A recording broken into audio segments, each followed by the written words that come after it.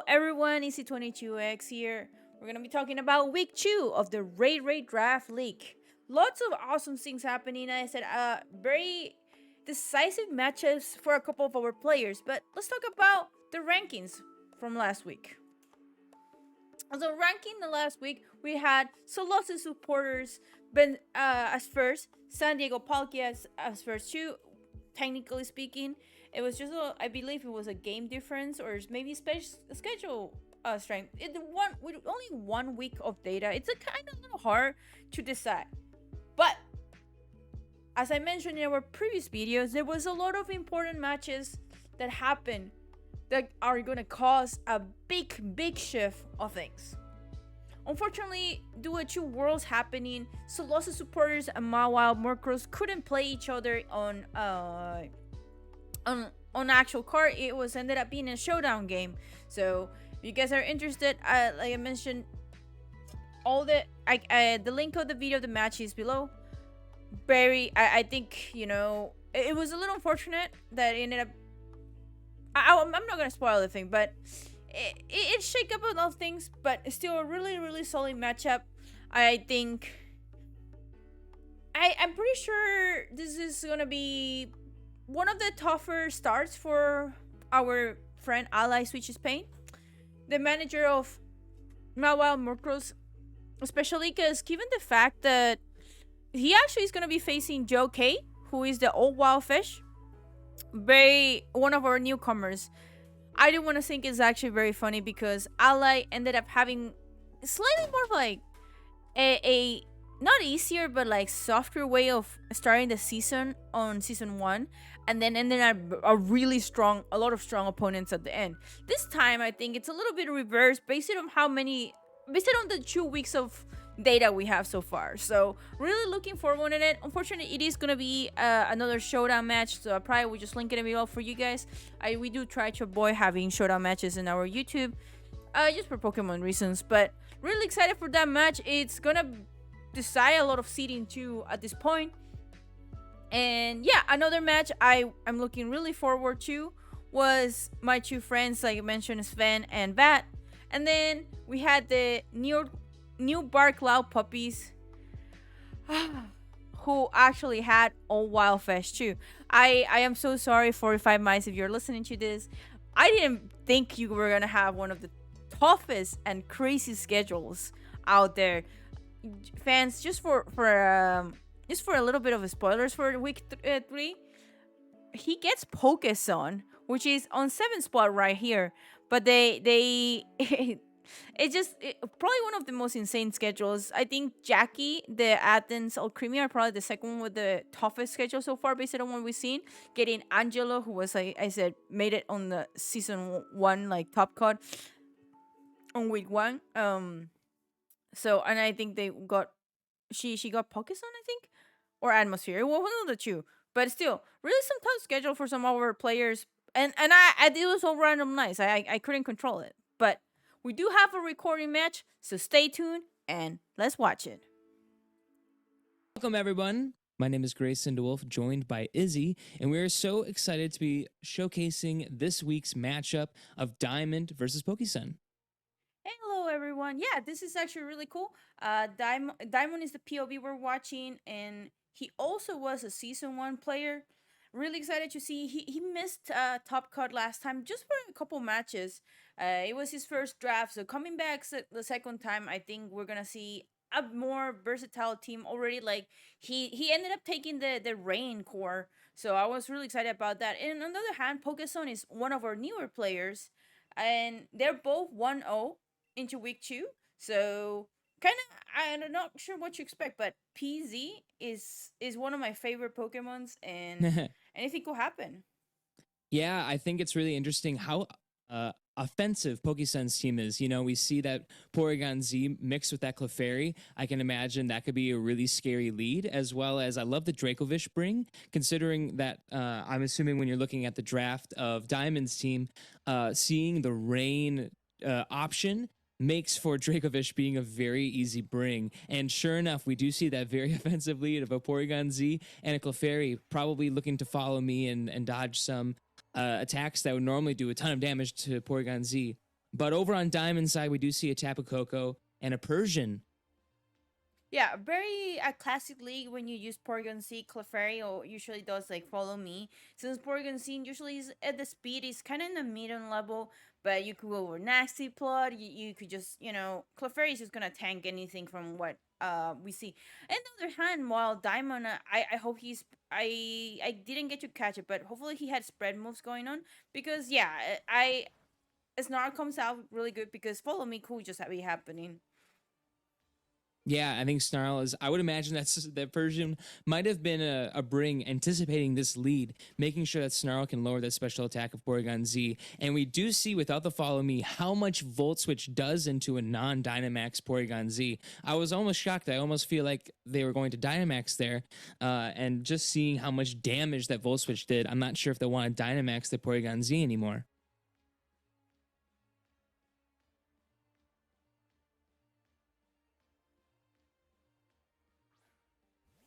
We see Diamond going ahead and Volt switching into Trevenant. We also see that there is an electric seed on this Trevenant, which is going to raise the user's defense a stage. Curious to know if that might be a strategy to survive an attack needed to use Trick Room, but we do see a setup happening from the Porygon Z as their special attack raises by 2 stages, bringing it to a +1 special attack after that Snarl. Moonblast coming out from the Clefairy. An interesting choice, maybe just trying to break a Focus Sash on this Persian, and maybe critically or maybe not, the special attack drops. Not sure how much that will actually affect this game, but interesting nevertheless. Absolutely, and looking at the Trevenant said Hornleech Trick Room Fire. I'm not sure if I'm a fan, honestly, of this set for Trevenant. I think Diamond needs to Dynamax. I yes, use Snarl turn 1, decrease it, but Porygon Z just went for the Snarl. And now and now like I mean you could still Dynamax PC. Like there's nothing stopping you from because you still have to follow me. And what is Diamond gonna do? I mean, there's not much to do. So I think he's thinking about it. We see Diamond kind of contemplating going for the Trick Room option with that defense stat. Unfortunately, that raised defense is probably not going to do a whole lot in front of this Porygon, but nevertheless, we see Clefairy go out for a very scary switch in as Dracovish enters the field. And sure enough, with only about 30% of Porygon Z's HP, we do see Pokésun decide it is time to Dynamax. Yeah, and I think this is very smart for Pokestone because these punishing Diamond's very passive like movement. Is like I think Diamond was like, no way, Pokestone is gonna Dynamax, which I agree. Like there's a chance that there wasn't, but at the same time, you don't want to risk it. And thankfully, you get the Snarlbot, and so PZ is probably back to neutral, I believe. Still kind of scary. Oh, and a Max Phantasm. This is such a amazing reveal. I would imagine that might be Shadow Ball on that Porygon Z, which is not necessarily a move that we see all the time. Probably maybe foreseeing Trevenant being a problem for the team and putting Shadow Ball in there is a genius tech. I think that's very cool. And also, there's no more chance for that Marowak in the back, who is very slow typically and likes to be under Trick Room. Trick Room is not going up, and Marowak is this kind of might be a sitting duck for this Porygon Z. I also wanted to mention that Persian was actually faster than Porygon Z. Porygon Z are normally trained to be very fast and offensive, and I was kind of shocked to see the Snarl go first, which is really exciting because you might be able to slow down this Porygon Z from completely wiping out Diamond's team at this point. Yeah, and here's the tricky thing with that Dracovish.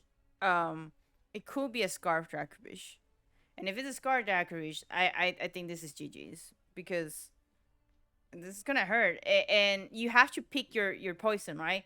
Okay, your person is faster. You get to Snarl, or you just can't kill the PC at this point. The Dragonfish will get you do a fish and ran if it's Scarf. So it's just not looking really good for Diamond.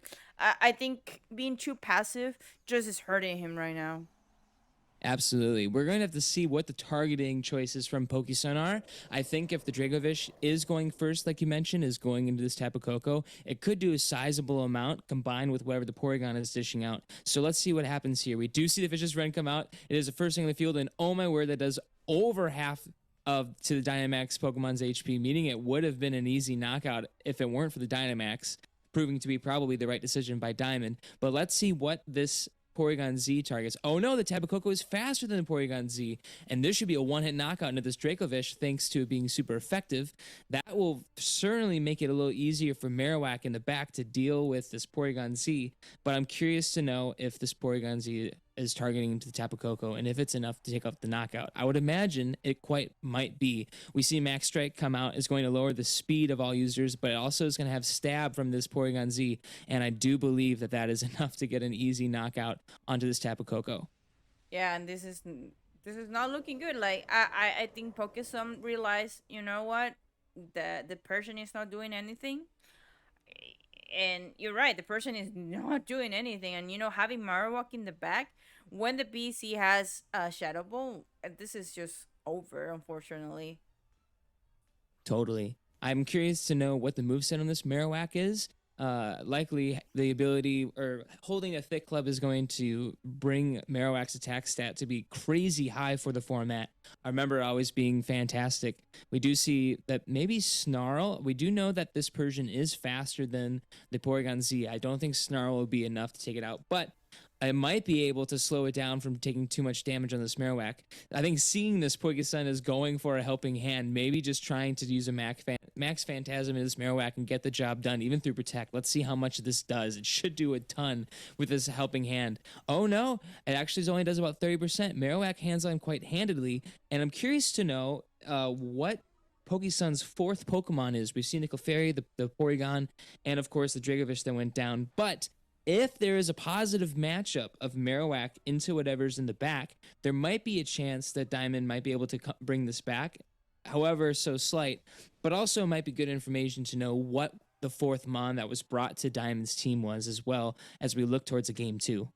Yeah, and I do want to remind you that that PC is actually now, it was a -1, which is why it didn't do as much potentially damage to the Marowak, because I think it will have done over half through Protect Max since it was Life 4.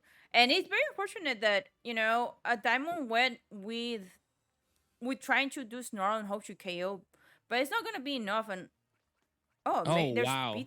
are they speed tying? And it doesn't kill, and he hits the button for me. Oh, that is so sad. But we do see Hyper Beam going into the Persian here.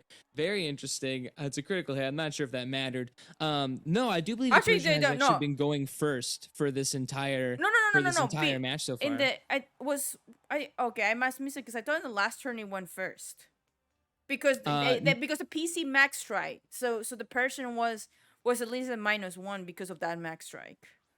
Sure.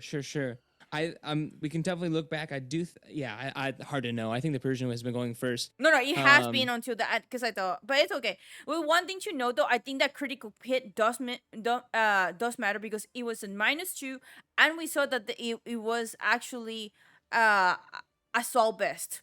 It was an assault best Persian, so that critical hit absolutely matter, and it was very, very unfortunate.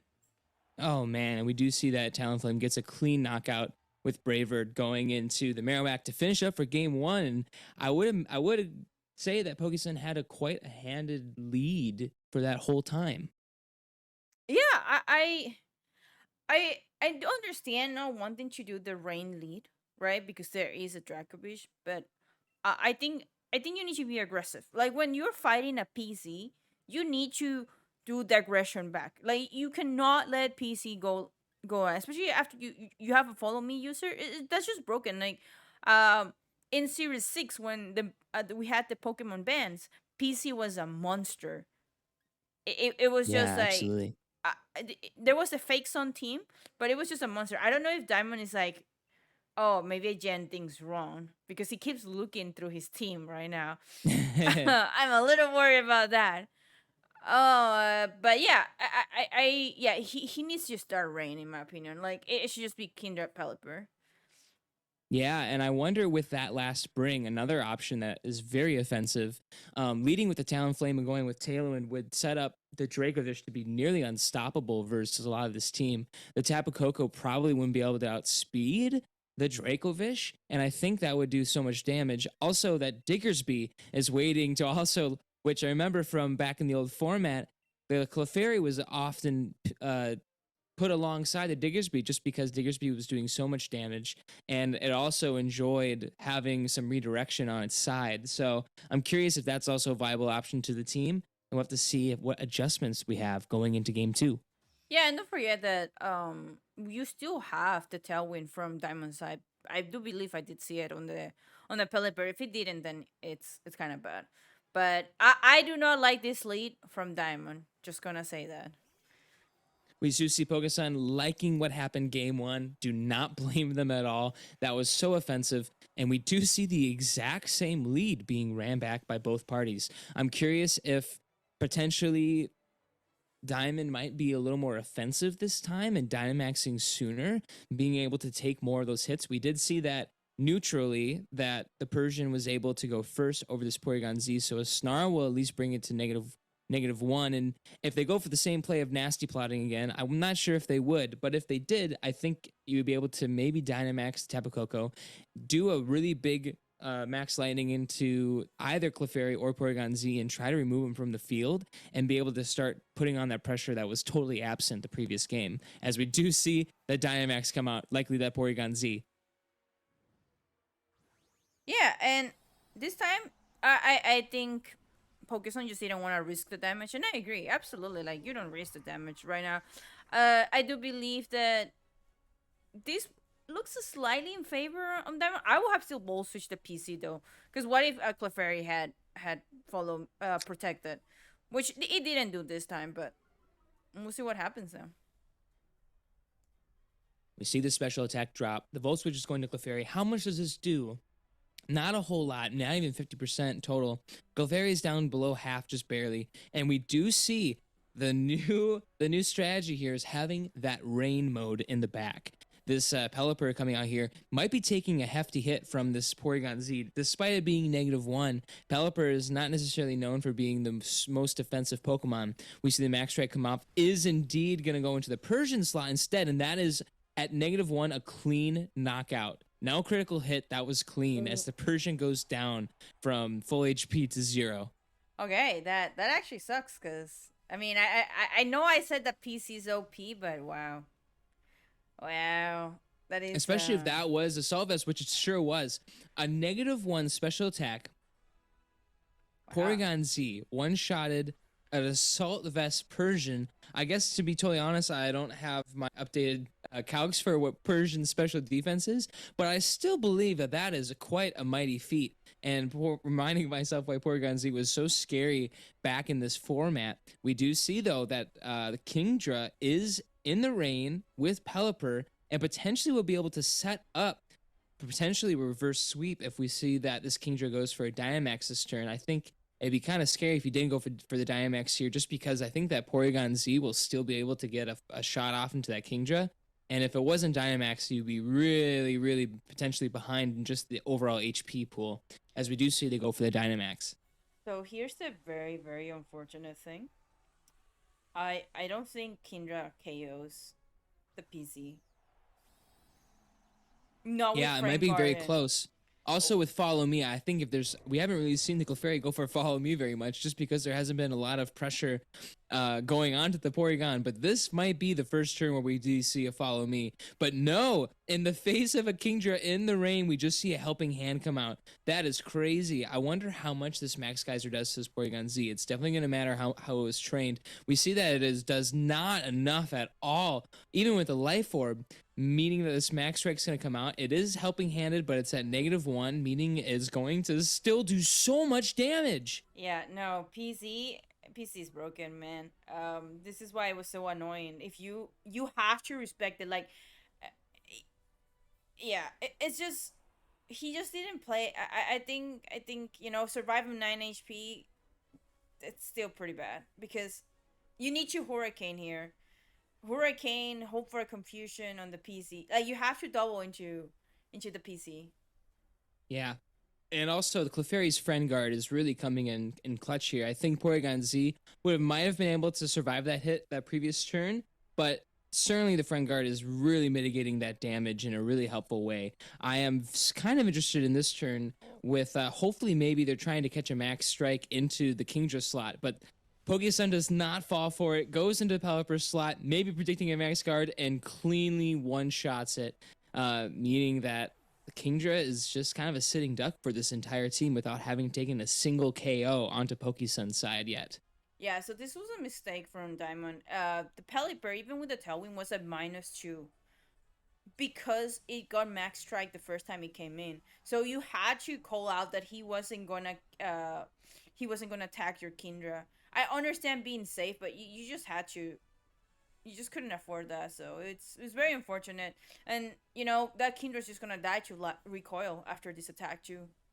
Like it Yeah, it's was so low. absolutely, yeah. Actually, even Pokemon didn't even have to read the max card. Yeah, you died to your own recoil. So We're gonna have to see what this Tapu Koko does. They decided to Thunder into the correct slot. This is with the electric terrain to see if this is enough. It certainly should be. Porygon Z finally goes down. That menace is gone, and we do see that this Kingdra is gonna max airstream this protect a Clefairy. Certainly not going to be enough to knock it out through Protect, and we'll have to see if this chip is enough with the Life Orb. It probably should be, meaning that this Tapu Koko is going to have to solo the rest of this team all by itself. yeah, very unfortunate. The PC, like I said, I think you had to be aggressive. You had to respect the aggression, and unfortunately, that the lead and the fact that PC is so broken just didn't help. And I mean, now you're locked into Thunder. Yeah, So absolutely.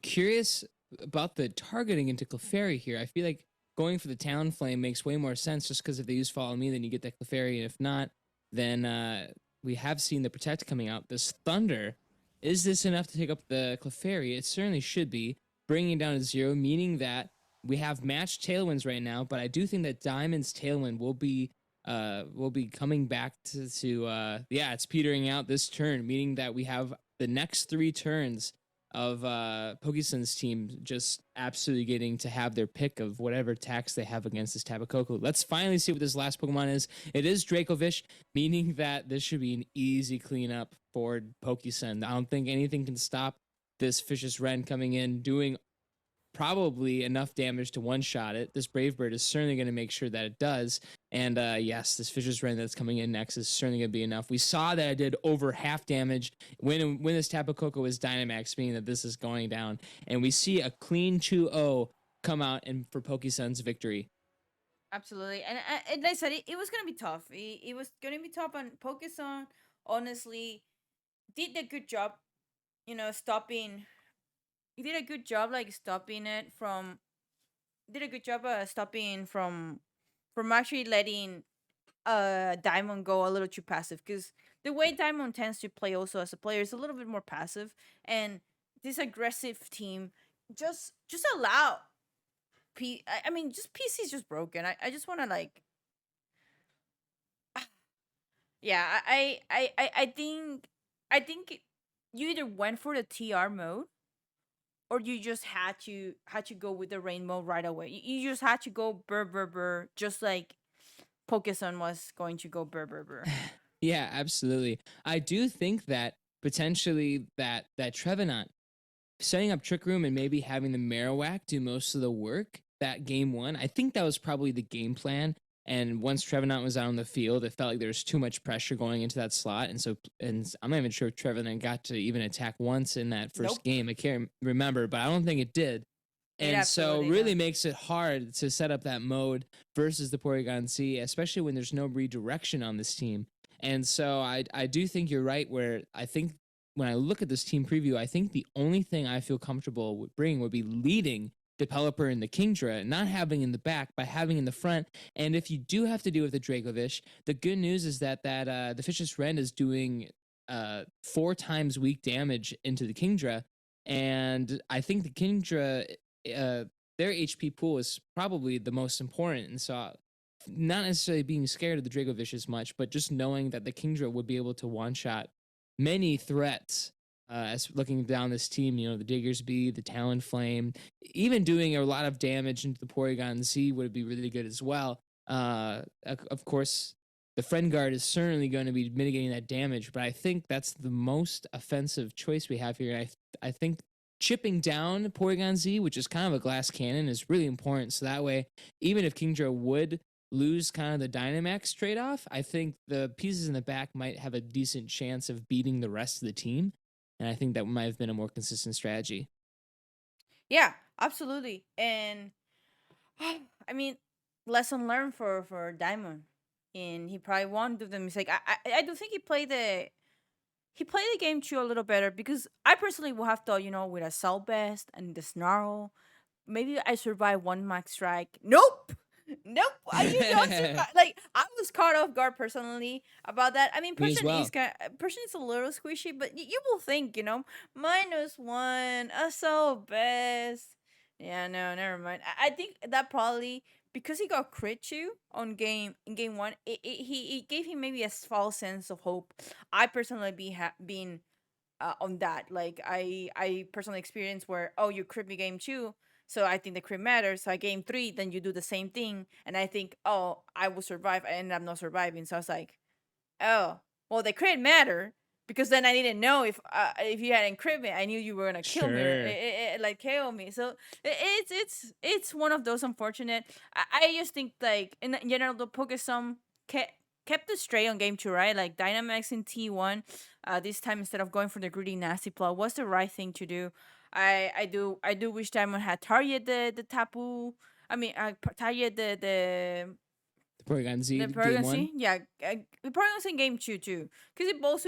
I get trying, like, you were never KOing that Clefairy, and what if the Clefairy ended up protecting too? Because the way Pokemon had played a little, it's like he tended to protect Clefairy too. So something like, I personally thought it was a little risky, but otherwise I think it was a pretty good game. Even if it was 2-0, like, the Diamond tried his best adapting, and we saw it a little. It's just unfortunately it didn't pan out. Yeah, and also still, this is so much fun getting to see these weird unconventional teams, and I think that even though Diamond did lose, I do think that just getting to use these Pokemon and seeing them used creatively, I think, against this team, it's always super fun, and it's certainly, it's not easy coming in using random teams that have not been ever established or used before, and just deciding what pieces do I have, how do I play them in a way where this can become a functioning team. And so I think it's just really fun to see what players come up with every week. Yes, absolutely. Anyway, guys, thank you for watching. And this is the commentary for the match. We'll be back next week again with another set. It might be me with Angelo, or me with Grayson, or Grayson and Angelo.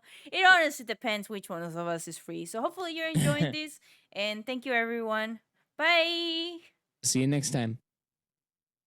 All right, I hope you guys enjoy. I really appreciate it. Big shout outs to my casters, Grayson and Angelo. You guys are awesome. The best. Links in the description below for their socials if you're interested of ever asking them to cast. I'm taking a little bit of a break in between weeks, so I will be casting probably the game next week instead. Just, we only had one, really, because the other game was Angela. I was trying to give a break. But anyway, these are our rankings as of week 2. All Wildfish and Mawa Murkrows are technically tied on first, but because of scheduling and game wise, all Wildfish is first and Mawa Murkrows are second. But as I mentioned earlier in the video, they're both facing each other this week. So we will have our first. I think San Diego Pockets is undefeated. But slowly we're getting rid of all the undefeated people. Okay, like, slowly they're trickling. I think Hive from our season 1 survived until week 5, and then there was no one left with an undefeated. I do want to also point out, if I remember correctly, Ally, feel free to correct me, but I think it was week 3 where you suffered your first defeat to Sheer Call Articuno. If I was wrong, my apologies. But very important, and Joe newcomer to this league, showed very strong it. The Drampas, who are 4th, also really, really strong players so far. So let me just enjoy this view of it. Like I said, 45. I apologize for giving you probably one of the toughest schedules, but let's look at the rest of the schedules we have for week 3. All right, and this is our schedule for week 3. As I mentioned, we have a really intense matchup from two undefeated players as of right now. All Wild Fish versus My Wild Murkrows. I'm really looking forward to the results of that one. Then we will have San Diego Palkia versus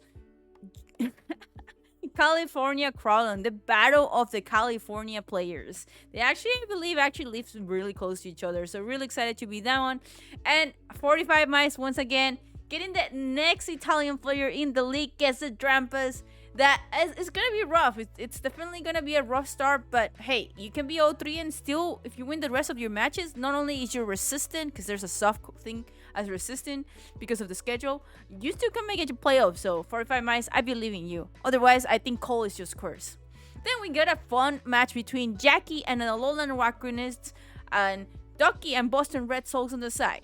Another really, I don't know how these matches are gonna be ending, but Diamond versus Sven, the Alolan Aegis versus the Las Vegas Corviknights. I'm sorry, there was one more part on your name. But I just like how the logos are going out, and it's just super, super nice. So, and then as our final matchup, we have Solos supporters versus the Jirachi Wishers. This is like the battle of the cute logos too. Like, I don't know. I do think that maybe except for Johnny, a lot of these logos are really, really good and just really cute. So we'll see who will be featuring. I believe I did ask Sven to feature a match. I didn't realize he also had our other capture card. So we'll see who else. Oh, I think KD will be our other match that we're gonna try to. Or KJ Chicken, one of the those. Again, I confused those two names. This is actually very painful. But yeah, guys, thank you for watching again. I really appreciate it. Until next time, bye!